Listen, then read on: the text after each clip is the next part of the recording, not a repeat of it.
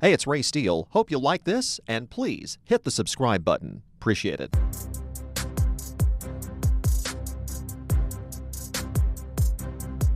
Brian, I'm kind of surprised Democrats don't have a commercial like the old Raid commercials, the bug spray commercials tied to the whole FBI Mar-a-Lago thing yet. We'll discuss that here later on Insiders with Brian Gaddie, our Democrat and conservative commentator, and from IndyPolitics.org, Abdul Hakim Shabazz. Welcome, gentlemen. Good to talk to you. Raid is coming up.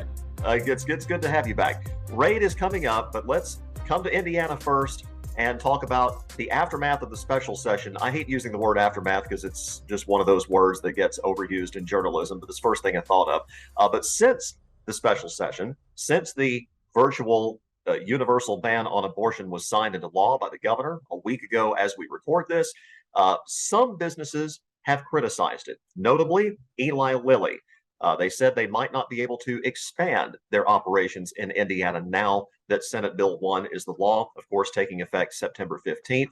Cummins, another big employer, they've criticized the bill. The Indy Chamber did go on record before the special session was over in criticizing Senate Bill 1. But Abdul, I thought it was notable that Eli Lilly waited until after the session to say anything about this, unlike what we saw during the RFRA debate, the Religious Freedom Restoration Act, back in 2015. Yeah, as I jokingly said, my friends at Eli Lilly and Cummings are definitely profiles encouraged this week. Wait until after the bill's passed to express their concerns. Now, this doesn't say they may have done something privately, like may have got a hold of Todd Houston or Rod Brand and say, hey, this may be bad for business. Are you sure you want to do this? We won't say anything publicly. We want to express our concerns. So I'll give them that possibility. But I think it's really bogus to wait until after the bill's passed to express your concerns. Meaning whether you're for it or against it, that doesn't really matter. But if you have an opinion and think that it's going to affect business in the state of Indiana, they should have said something sooner rather than later. Brian, regardless of when they said what, we've always known Democrats' opinion on Senate Bill 1. We knew it during the session. We know that now.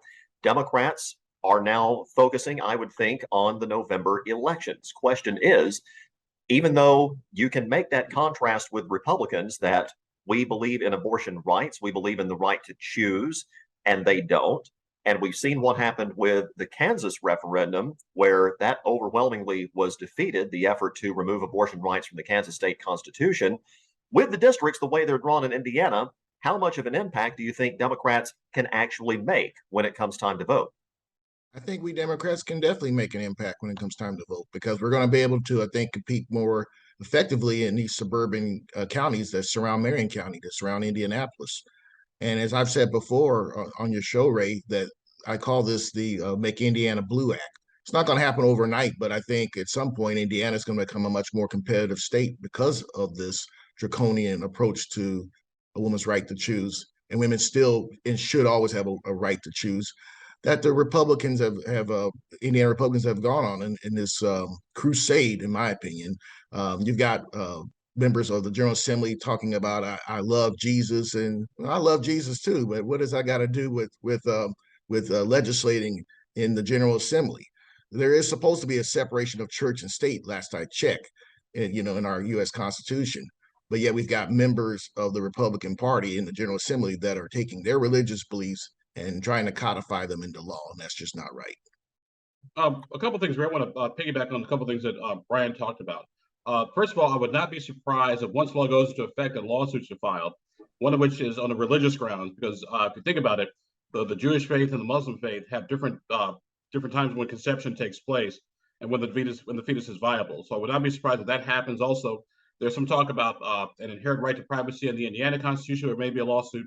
And also maybe another federal lawsuit under the Ninth Amendment jurisprudence, which basically says rights that aren't enumerated in the Constitution doesn't mean you don't have them. Because the founding fathers couldn't write everything down, all the rights we have. So I would not be surprised from a legal perspective that we get those three lawsuits popping up. But something else to piggyback on what Brian says, I do think Democrats have a path to maybe a little bit better of a, I don't think they'll get control of the legislature. I do think they have a path to possibly pick up some seats, because a lot of Republicans, particularly those suburban Republican women, do not like men tell them what to do with their body parts. And so that could play out in the legislature, and also keep tabs on the Secretary of State's race, because that may be the weak spot. We did some polling. Destiny Wells was slightly ahead of Diego Morales and Jeff Moore. But once again, I've spoken to Destiny and also some Democrats. They've been getting lots of calls from lots of Republicans saying they're upset at the party. So they may not. So Republicans may keep the legislature, but the Secretary of State's race could be in play. In other We words, shall. Sleazy D is in trouble. Well, we shall see. Now, something else that may have an impact electorally, and not going to really focus on that, but let's focus on the news itself. Of course, this week, the FBI got a court-ordered warrant to search the home of Donald Trump, the former president, in Mar-a-Lago. They took out a whole lot of boxes of documents. And we'll get to the political reaction first, because it was interesting and still is interesting, needless to say, now that Attorney General Merrick Garland has spoken publicly about this for the first time.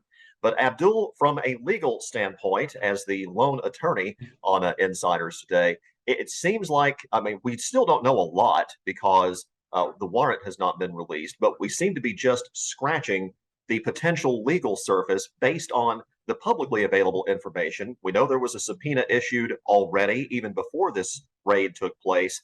And now things are starting to trickle out about some of the documents that may have been at Mar-a-Lago that should not have been. Yes, particularly our nuclear codes. Imagine that, sitting in a basement in a golf course. Like, what the hell's going on here? First of all, I had to give Merrick Garland credit, because Merrick Garland is a lawyer's lawyer. He's a professional. He said, look, we're not going to try this case in the media. We'll let the documents speak for themselves. But he did come out and defend the integrity of the men and women who work for the FBI. And it's a little bit hypocritical. My Republican friends say, hey, they should release the warrant, release the probable cause affidavit, release everything. And Merrick Garland called their bluff the other day. He said, okay, sure. Now what?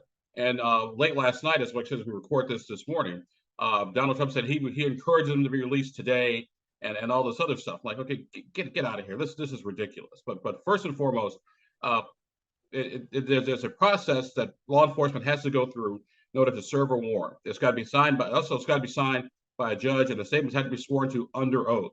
I mean, that's first and foremost. I mean, I remember this from criminal law class like almost 20 years ago. So to say that the FBI is doing something funny, or they shouldn't, the ex-president's home is like sacred ground, is ridiculous. Still, Brian, in the media universe in which, well, we don't reside, but some people reside, where they can be told over and over again, as they have been this week, that this is a political witch hunt, that it was quote unquote Biden's, I'm sorry to do air quotes there, that it was Biden's DOJ, that Biden is trying to take out his potential 2024 opponent by using the Justice Department because, as we know from January 6th committee testimony, that's what Donald Trump was talking about doing with his Justice Department. But be that as it may, these people are being fed that day after day, hour after hour, that this is a political hit job. And they're not going to get any other information from any other outlets. So what kind of political risk does this carry for Democrats, if any, given what we know? I don't think there's any political risk for us as Democrats as long as we tell the truth. And the truth is, Donald Trump not only had, as my good friend Abdul said, had nuclear secrets at his home in Mar-a-Lago, and not only that, was the chief instigator of the insurrection on January 6th. It's just, where do you start? I mean, my goodness, we've got Tish James up there in New York. That's where she's pursuing the civil case against him for potential business financial fraud. The man claimed the fifth against self-incrimination. What, 400, over 400 times? My goodness. And then his home was raided this week by the FBI. And then also there was a judge that said that that a House committee could have access to his tax records. So this has just been like a hat trick of legal nightmares for this man. And I say to my friends in the Republican Party who are still on the MAGA train, if you think Donald Trump is the victim of a witch hunt, then stop behaving like a witch. That's all you have to do. Stop behaving in a criminal manner. And you don't see the FBI raiding Jimmy Carter's house or Bill Clinton's or George W. Bush, even though George W. Bush did a lot of things wrong. No one's tried to raid his house, or Barack Obama. Why is this happening to Donald Trump? Donald Trump is engaged in criminal activity. I know his name is Donald J. Trump. At this rate, you got to change his middle name from John to Jail. It's going to have to be Donald Jail Trump, because the rate he's going, that's where he's going to end up. Wonder how long it took him to come up with that, Abdul. He's been waiting all day for that one. Waiting all day.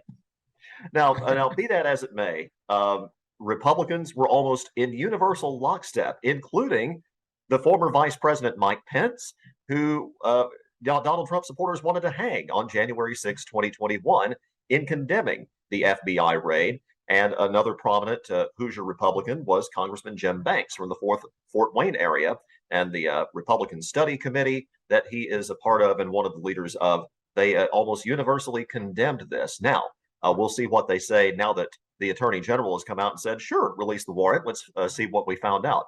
But Abdul, how much of a political mistake potentially was it for Republicans, almost to a person, to condemn this raid as it happened without waiting to see what comes out for it? Or, as I said, they live in a different media universe than we do.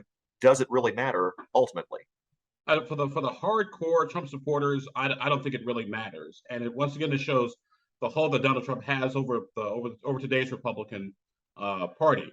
Because if you want to be president, say like Mike Pence, or move up the ladder, like my friend Jim Banks, you have to sort of be on the president's side in all this. This is why I have to give credit to U.S. Senator Todd Young. When Todd Young was asked, what do you think about the raid? He's like, well, let's get all the facts first, which is what you should be saying. But then Todd Young is also a smart guy. He's also an attorney like I am. So you get all the facts first before you start commenting one way or the other. But I think this shows the hold that Donald Trump has, over the Republican Party, and like I said, at least for right now.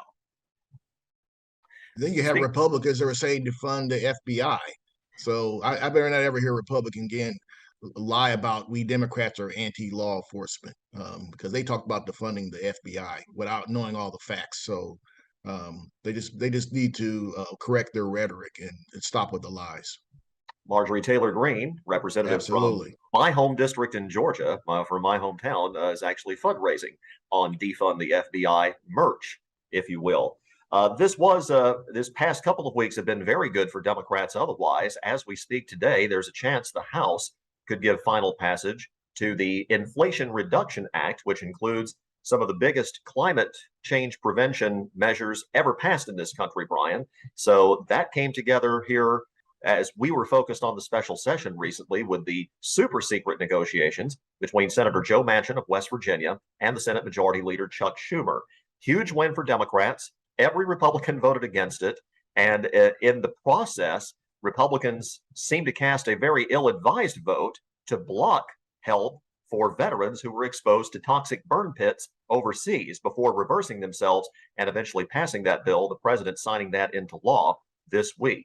All in all, it would seem some desperately needed, some would say good news for President Biden and congressional Democrats over the past couple of weeks.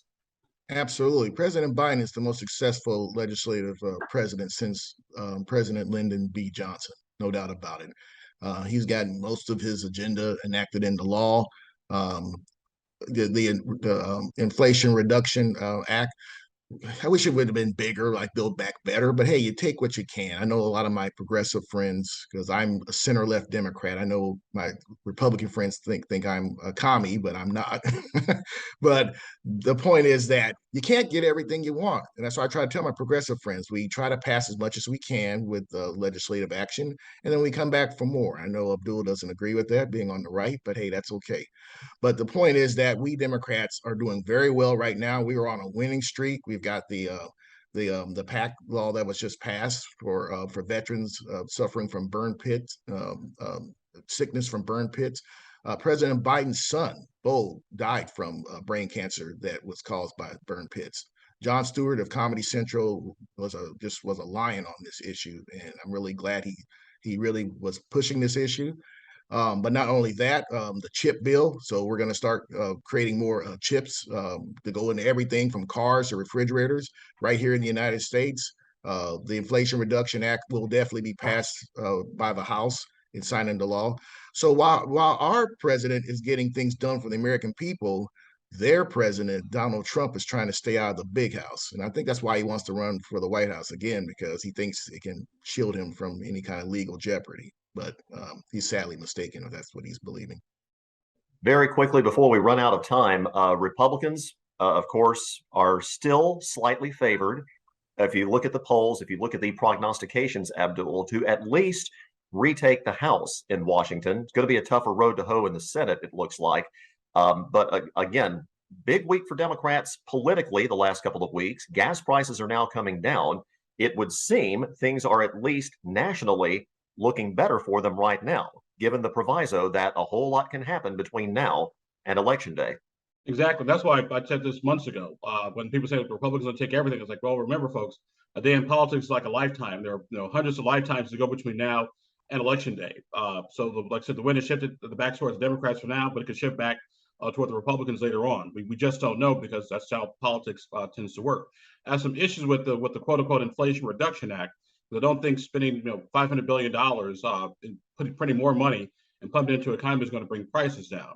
Gas prices have actually come down on their own, because guess what? Demand's down, because once again, people change their driving habits to adjust. So from that perspective, that's actually some good news. But once again, we'll see what happens. Like I said, the wins at the Democrats back this week, and 2 weeks from now, it could be the Republicans. Why would it be the Republicans? They're not doing anything. All right. Except trying to keep Trump out of jail. Before we're done, quick prediction. Brian, you're on record as saying Frank Mervan was going to retain his congressional seat despite all the money being poured into that district to support Jennifer Ruth Green, the Republican candidate. You still say that? You still holding to a Mervan victory in November? Absolutely, I am. And not only my good friend was saying he thinks we Democrats could lose the House. I think we can hold the House. I know it's going to be close. I know a lot of prognosticators out there are saying, "Are you kidding? The Democrats aren't going to hold the House." But we're definitely going to hold the Senate. I think we're going to even pick up a couple of seats. So we're doing very well in the Senate. It's going to be real tight with the House. But if you look at the Republicans, they don't have an agenda. I mean, their agenda is literally keeping Donald Trump out of jail. That's their agenda.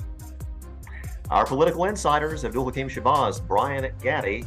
Brian's middle initial is not J for anything, as far as we know. And we Donald Jail Trump.